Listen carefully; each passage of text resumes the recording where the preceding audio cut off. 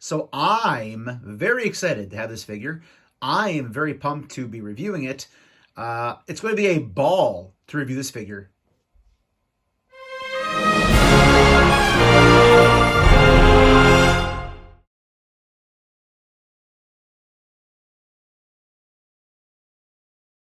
Hey YouTube, what goes on? And welcome to Disavowed Action Figures, bringing you another action figure review. Today, taking a closer look at the Marvel Legends The Orb figure from the Puff Adder Build-A-Figure wave. Very pumped to have it in hand. Before you go running out to your Walmarts and Targets, please be advised, I got this at Big Bad Toy Store online. Shout out to Dan Who Reviews. Dan Who, right here on YouTube and over at Instagram, did a live stream, mentioned it was in stock at Big Bad Toy Store. So I immediately jumped online and picked it up because I am super stoked to have this in my collection. I'll get into why I'm so pumped a little bit later on. There's a lot of collectors who may not know much about the Orb. Me being a Marvel Comics reader, was very excited as he does have a history with one of my favorite Marvel Comics characters. So let's take a close look at the packaging. Again, this is obviously the cardboard box. There is no plastic anymore to see what's inside. But we'll take a close look at the box art, what's going on in the back, and then we'll tear it open. We'll do a little articulation review. We'll look at the how it looks basically on camera, the aesthetics, and then also we'll do some comparisons, which is my favorite part of all these reviews. So taking a closer look at the packaging, yes, you were not deceived. It's a giant frickin' eyeball for a head. It's incredible. Side artwork looks great as well. On the back, we do get a digital render of the figure along with its accessory and also the Puff Adder arm and hand that do come with it. Of course, on the bottom, we have that tape, which doesn't make sense to me because you can cut tape anywhere on this thing, right? But on the side, we do get the cross-sell.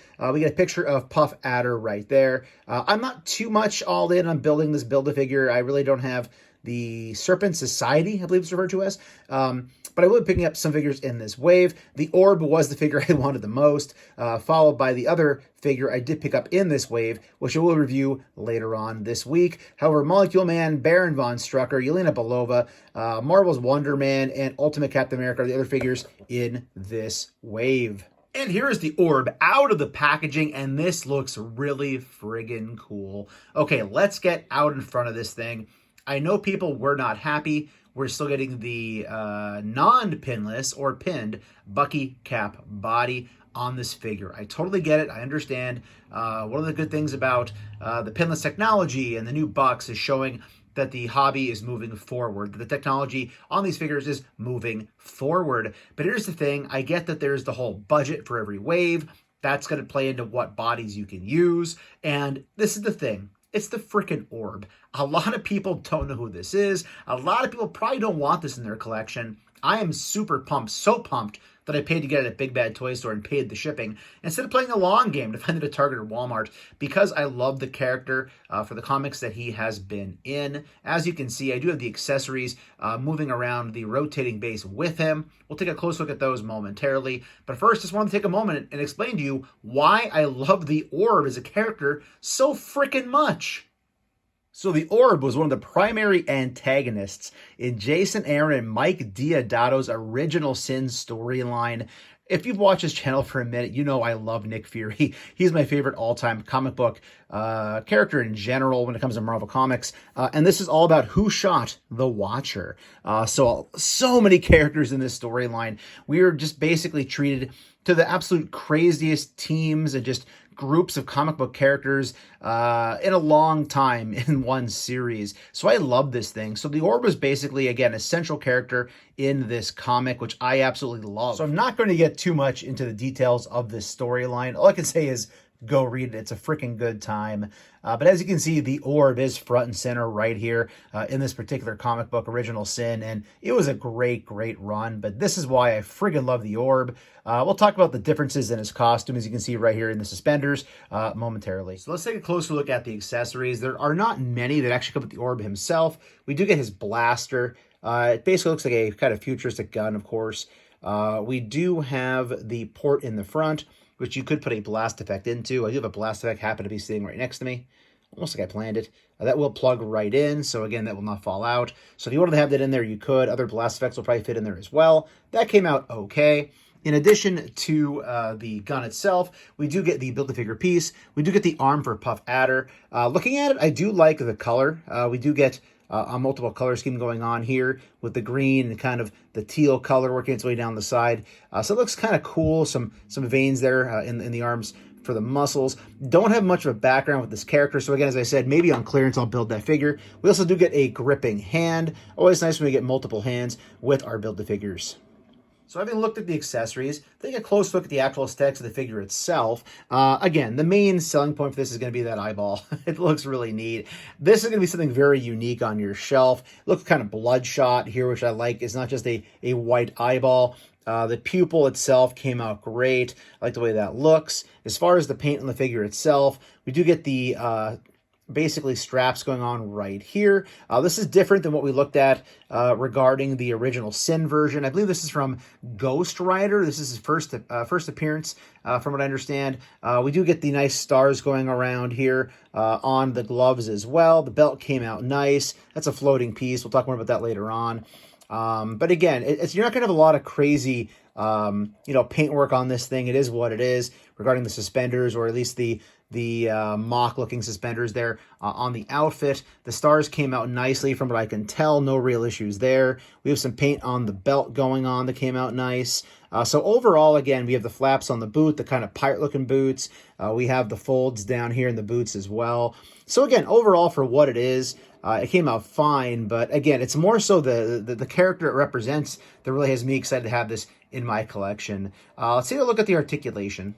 So I'm going to try to fly through articulation. This is the Bucky cap mold we've had forever. So shoulder will rotate all the way around, goes out to about 90 degrees. It does have the upper bicep swivel, double jointed elbow, but it is somewhat encumbered by the glove. The hand will rotate all the way around. Wrist has the horizontal or left to right articulation going on right there. Head, again, will go all the way around in a circle. It will look down about that far, which, considering the eyeball painted on the front, the pupil, that's actually pretty good. It will not go back or left and right. Just get the straight down going on. As far as legs go, it will kick very far forward, like most of our Bucky caps will. It'll kick back about that far. We have the upper thigh swivel. We have a double jointed knee. Obviously, there's all pins on this thing. There are all pins on me. So lots of pins, as you expect on this buck. Upper boot cut going on right there. Foot will go down about that far. Foot will go up about that far. It is on a rocker, obviously. We do get the waist swivel going on right there. Torso, like all of our Bucky caps, go that far forward. So when you actually bury the chin, it looks down very well.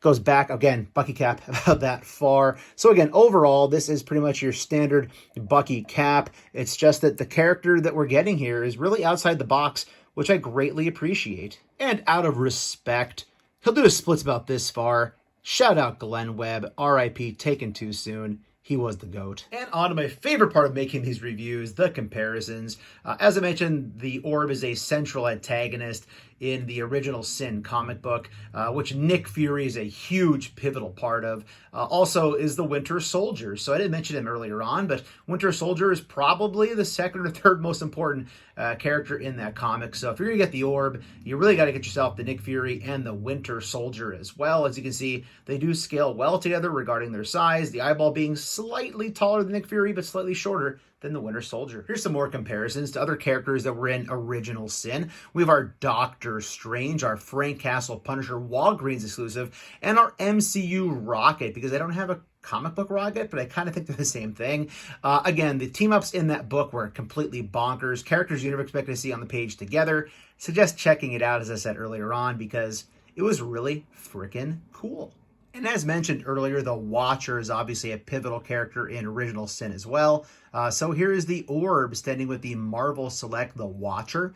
This is the original The Watcher that I picked up loose at Comic and Toy Heaven quite a few years ago. It's not the newest release, but it's basically the same thing. My newest release is still on the wall, but there they are, and that's how they scale. And here is the Orb of Marvel Legends standing with the Ghost Rider Marvel Legend from the Rider's Wave that came with the bike. This is one of the last purchases I ever made via Toys R Us, RIP Toys R Us. But again, you can see that the Ghost Rider with the fire on his head does stand slightly higher, but again, this is a nod to the fact that the Orb was in the Ghost Rider comic book, and that's one of the reasons why he does have the current deco that he has here in this particular figure, as opposed to what he had in Original Sin. For some more outside-the-box comparisons, here is the Marvel Legends The Orb, standing with the DC Multiverse Bad Mother Fragger Lobo, and also Feral Cheetah of the Plunderlings toy line.